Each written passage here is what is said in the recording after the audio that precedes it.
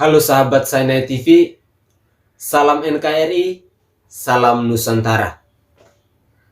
Sebagian dari kita mungkin ada yang menganggap bahwa intuisi adalah suatu hal yang berkaitan dengan magis atau takhayul. Padahal, intuisi adalah suatu bentuk pengetahuan yang muncul pada kesadaran kita tanpa pertimbangan yang jelas. Intuisi adalah firasat yang terbentuk dari pikiran bawah sadar. Pada saat itu, pikiran bawah sadar akan dengan cepat menyaring pengetahuan serta pengalaman masa lalu menjadi sebuah gagasan atau ide. Lalu, gagasan atau ide tersebut menjadi sebuah pertimbangan singkat dalam mengambil keputusan tanpa melakukan analisis atau proses berpikir panjang terlebih dahulu. Alam semesta ini memang bisa dipelajari secara logika. Tapi kita harus mengakui ada bagian-bagian tertentu yang tidak bisa masuk logika. Semua pertimbangan bisa berdasarkan fakta dan data. Tapi ternyata ada sebagian orang yang memutuskan sesuatu tidak hanya berdasarkan fakta dan data, tapi juga berdasarkan intuisi. Ketua Umum PDI Perjuangan Megawati Soekarnoputri dinilai adalah orang yang mempunyai intuisi yang sangat tajam. Oleh karena itu, PDI Perjuangan mempunyai cara berbeda dalam memutuskan siapa yang akan maju pilkada, bahkan capres sekalipun. Jika partai lain seperti Partai Nasdem menggunakan musyawarah bersama untuk menentukan capres, tapi PDI Perjuangan menyerahkan sepenuhnya kepada Ketua Umum PDI Perjuangan.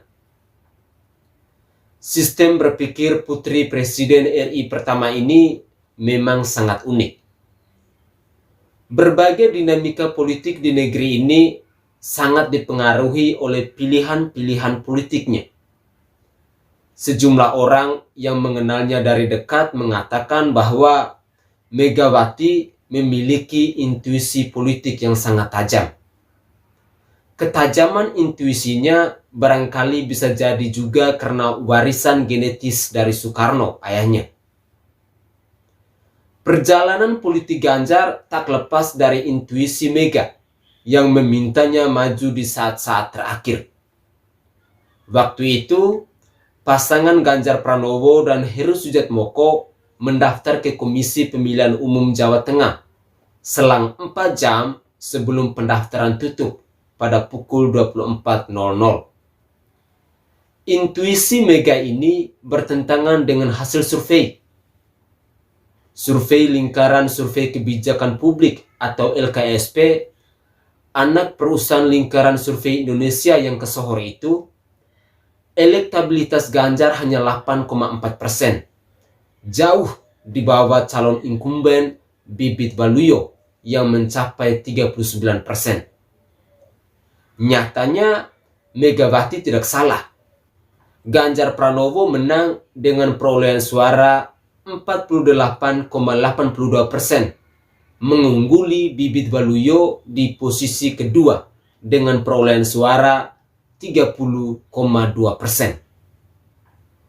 Pada tahun 2012, intuisi Megawati juga menuntunnya pada sosok Jokowi, wali kota Solo kala itu. Megawati meminta Jokowi untuk hijrah ke Jakarta untuk maju dalam pilkada berhadapan dengan calon incumbent Fauzi Bowo atau Foke yang menggandeng Nahrawi Ramli. Survei yang dilakukan oleh Sirus Network pada Desember 2011, elektabilitas Jokowi hanya 6%, sementara Foke berada di urutan teratas dengan 25,3%. Sementara survei PDIP dari Indobarometer pada awal Februari 2012 mendapatkan bahwa popularitas Jokowi berada di urutan ketiga setelah Foke dan Tantowi Yahya.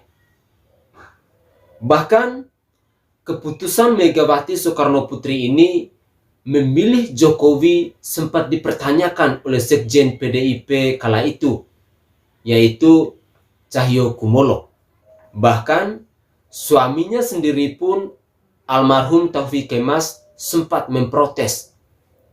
Tapi kemudian Jokowi dan Ahok mampu untuk memenangkan Pilgub DKI Jakarta. Tingkat capres pun, intuisi Megawati Soekarno Putri patut untuk dipuji. Jokowi mampu jadi presiden pada tahun 2014 karena Megawati mendorongnya. Padahal keputusan Megawati mendorong Jokowi sangat beresiko. Jokowi waktu itu masih sangat hijau.